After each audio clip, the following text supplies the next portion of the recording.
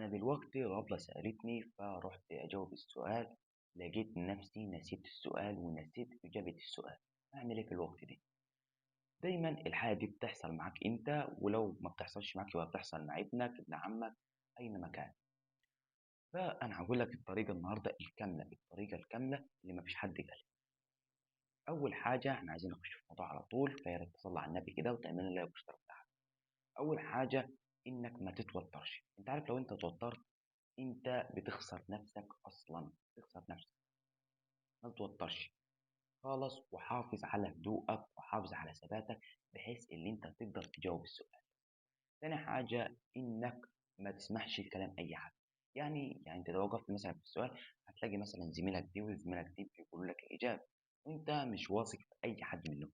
فيا ريت ما تقولش الاجابة خالص، لانهم هيقولوا ده انت ليها زميلة عندي ومش جميلة والكلام اللي احنا عارفينه.